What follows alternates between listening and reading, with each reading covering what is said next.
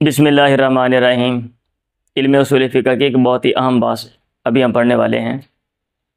Short سی بات ہے، ہم مختصر اور جامع انداز میں دیکھیں گے کہ مکروہ، المکروہ یا مکروہ کی ڈیفینیشن کیا ہے اور اس کا جو کنسیپٹ ہے وہ کیا ہے۔ یہ والی جو بات ہے اگرچہ شارٹ ہے لیکن یہ بہت زیادہ اہم ہے، کیونکہ اس میں ایک بہت جو میجر ڈیفرنس، جو بڑا اختلاف اکثریت یعنی جمہور اور احناف میں ہے اس کو ڈسکس کیا گیا ہے۔ اور آپ بہت سی چیزیں پڑھتے ہیں جس میں یہ کنسیپٹ آتا ہے مکروہ کا، اور یہ بعض کتابوں میں آتا ہے مکروہ تحریمی اور بعض میں آتا ہے مکروہ تنزیہی، بعض میں صرف مکروہ کہا جاتا ہے۔ اب کوشچن پیدا ہوتا ہے کہ یار یہ کیا چکر ہے، کبھی ایک مکروہ بن جاتا ہے، کبھی مکروہ تحریمی بن جاتا ہے، کبھی مکروہ تنزیہی بن جاتا ہے۔ تو اگر آپ یہ چیز سمجھ لیں گے تو اس کا جو فلسفہ ہے، بیک گراؤنڈ ہے، وہ آپ کو اچھے طریقے سے سمجھ آ جائے گی۔ جب آپ پڑھیں گے تو آپ کنفیوز نہیں ہوں گے۔ سب سے پہلے ڈیفینیشن دیکھتے ہیں، ما طلب الشارع من المکلف ترکہ لا علی وجہ الحتم والالزام، لا علی وجہ الحتم والالزام۔ مکروہ وہ عمل ہے شارع نے ترکہ، مکلف سے ترک کرنے کا مطالبہ کیا ہے کہ آپ نے یہ کام نہیں کرنا، آپ لوگوں نے فلاں کام نہیں کرنا، لا علی وجہ الحتم والالزام، لیکن لزوم کے طور پہ، لازمی طور پہ نہیں، یعنی یہ نہیں کہا کہ ہر صورت میں چھوڑنا ہے، لیکن یہ کہا ہوا ہے کہ آپ نے کرنا نہیں ہے، بہتر ہے کہ آپ نہ کرو، لازم نہیں کیا، لازم نہیں کیا۔ آپ بس کے اڈے پہ جانا چاہتے ہو تو گھر والے کہتے ہیں کہ آپ نے سیدھا سیدھا جانا ہے، ادھر سے نہیں جانا، آپ نے یہ فلاں فلاں روڈ سے جانا ہے، ادھر سے نہیں جانا۔ وہ کیوں کہہ رہے ہیں؟ وہ اس لیے کہہ رہے ہیں تاکہ آپ کے لیے آسانی ہو، اور وہ جو روڈ ہے وہ ٹوٹا ہوا ہے یا وہ لمبا روڈ ہے۔ اچھا، آپ کے ذہن میں کوئی پوائنٹ ہے تو آپ کوئی بات ہے تو، یا آپ کسی وجہ سے آپ ادھر چلے جاتے ہو، اب یہ نہیں ہے کہ ادھر جانا حرام ہے۔ اب آپ نے گھر والوں نے فون کیا بھی کدھر ہے، آپ بولے پہنچ گیا ہم اڈے پہ، تو کدھر سے گئے تھے؟ آپ نے کہا کہ ہم تو وہ بس ادھر سے نہیں گئے، ہم دوسری سائڈ سے چلے گئے، جہاں سے آپ نے کہا نہیں جانا، تو بس کسی وجہ سے میں ادھر سے آ گئی یا میں آ گیا ہوں۔ اب گھر والے یہ کہیں گے چلو واپس چلو، اب دوبارہ اسی پوائنٹ سے، اسی راستے سے گزرنا ہے جہاں سے آپ پہلے گزر کے گئے تھے۔ کہیں گے؟ وہ نہیں کہیں گے، کیونکہ لازم نہیں ہے، لیکن بہتر تھا کہ آپ اس کو اڈاپٹ کرتے۔ تو یہ مکروہ، ما طلب الشارع من المکلف ترکہ لا علی وجہ الحتم والالزام۔ کیسے پتہ چلے گا؟ من این تستفاد الکراہۃ، نمبر ایک کیسے پتہ چلے گا کراہت اس میں ہے؟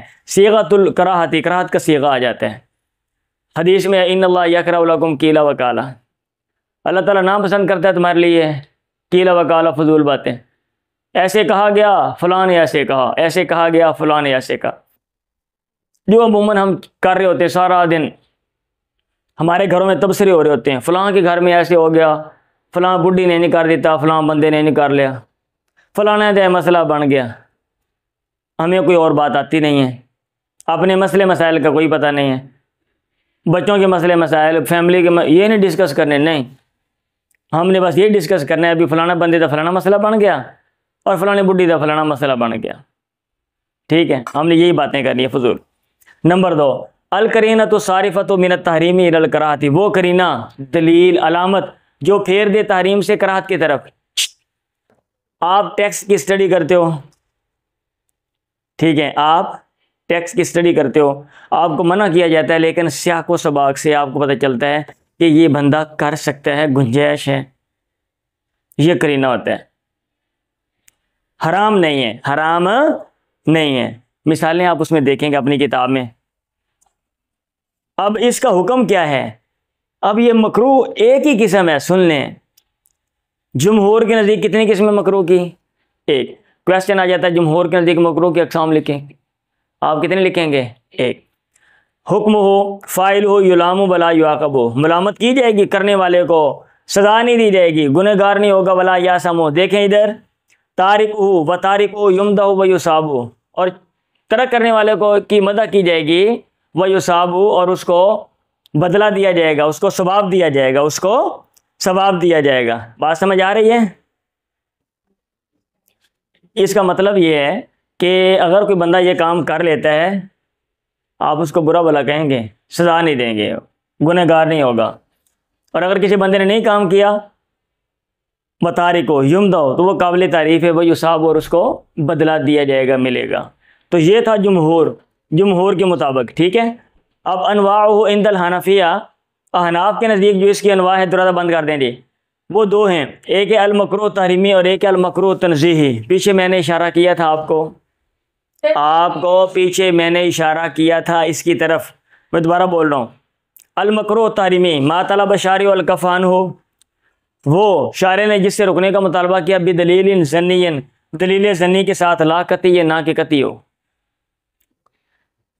شارع کہہ رہا آپ نے یہ کام نہیں کرنا، اب وہ جو میسج ہے شارع کا آپ تک پہنچا ہے، وہ جو دلیل ہے جہاں سے آپ وہ چیز پک کر رہے ہو، اگر وہ ظنی ہے، تواتر کی حد کو وہ خبر نہیں پہنچی ہوئی، بہت زیادہ لوگ اس کو بیان کرنے والے نہیں ہیں، غالب گمان یہ ہے، چند لوگ بیان کرتے ہیں، جب چند لوگ بیان کرتے ہیں تو آپ یہ کہو گے غالب گمان یہ ہے کہ یہ بات ایسے ہی ہے، سمجھ آ رہی ہے؟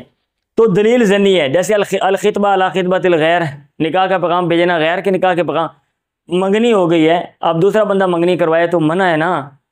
اب یہ منع کہاں پہ ہے؟ حدیث کے اندر ہے۔ اب وہ حدیث تواتر کو نہیں پہنچی ہوئی، اگر وہ تواتر کی حد کو پہنچی ہوتی تو ہم کہتے ہیں دلیل قطعی ہے، اب ہم کہہ رہے ہیں دلیل ظنی ہے، دلیل ظنی ہے۔ اب اس کے ذریعے جو جس بات سے منع کیا گیا وہ مکروہ ہے، اور مکروہ تحریمی ہے، احناف کہتے ہیں، یہ احناف کی تقسیم ہے۔ البیع لا بیع الغیر، ایسے غیر کی بیع پر بیع کرنا، ایک بندے نے خرید و فروخت کر لی ہے، اب میں نے چیز خرید لی، اب یہ پیچھے سے آ کے کتنے کے دے کے 5,000 کے، چلو میں 5.5، یہ چیز میں نے اس کو نہیں لینے دینے، کیونکہ تنگ کر کے رکھنا ایسے خام خواہ ہوتا ہے نا، بعض لوگوں کا مسئلہ ہوتا ہے بھی جان بوجھ کے لات اڑائی رکھو ہر گل لے، اپنا بھاویں کباڑا ہو جاوے، بھاویں اپنی لات ٹوٹ جاوے، لیکن لات ضرور اڑانی ہے گی۔ تو اب اس کا جو حکم ہے احناف کے نزدیک وہ الگ ہے، وہ ہے حکم المحرم عند الجمہور، جو حرام کا حکم ہے جمہور کے نزدیک، ویسے یہ اس کا حکم ہے احناف کے نزدیک۔ لیکن آپ کو میں نے کہا تھا وہاں پہ پیچھے جب اشارہ کیا تھا کہ جب وہ ڈیفرنس کرتے ہیں فرض اور واجب میں، تو پھر ان کا جو اثر ہے وہ کہتے ہیں اس میں شدت بھی کم ہے۔ مطلب یہ ہے کہ حرام میں حرمت کی جو شدت ہے وہ زیادہ ہے، اور مکروہ میں جو حرمت کی جو شدت ہے وہ کم ہے، یہ احناف کہتے ہیں۔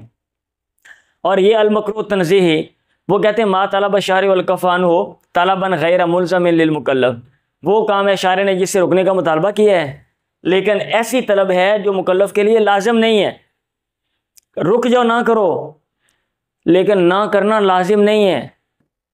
میں کہتا ہوں سستی نہ کرو، بہتر ہے آپ نہ کریں۔ تو ایک طالب علم سستی کرتا ہے تو سال کے آنے پہ بھائی اس کو بہت زیادہ یا تو محنت کرنا پڑے گی، اور یا پھر وہ ہاں جی انڈا بٹا 100 لے گا، کچھ نہ کچھ تو ہوگا نا۔ دونوں میں کیا فرق ہے؟ اس میں بھی نہ کروں، اس میں بھی نہ کروں، پھر وہی بات میں یہ دیکھیں، اس میں بدلیل ظنی لا قطعی، ٹھیک ہے، اس میں انہوں نے دلیل کو دیکھا نا کہ بھئی ظنی دلیل ہے، ٹھیک ہے، قطعی نہیں ہے۔ اور یہ والی جو ہے نا آپ نے یعنی یہ والی جو ڈیفینیشن ہے کہ شارع نے رکنے کا مطالبہ کیا ہے لیکن لازم نہیں کیا، یہ جو قسم ہے نا دراصل یہ حرام والی ہے۔ حرام والی جو صورت ہے اس میں دلیل اگر ظنی یا قطعی نہیں ہے، اس کو اٹھا کے انہوں نے مکروہ تحریمی کہہ دی ہے۔ اور یہاں پہ جو مکروہ تنزیہی ہے یہ مکروہ ہے، دراصل یہ والا مکروہ ہے، یہ کراہت والا صیغہ آ گیا ہے، یا پھر یہ کہ قرینہ موجود ہے۔ بات سمجھ آ رہی ہے؟ ہاں جی، تو ما طلب الشارع والکف عنہ طلبا غیر ملزم للمکلف، رکنے کا مطالبہ کیا لیکن لازم نہیں ہے، لیکن لازم نہیں ہے۔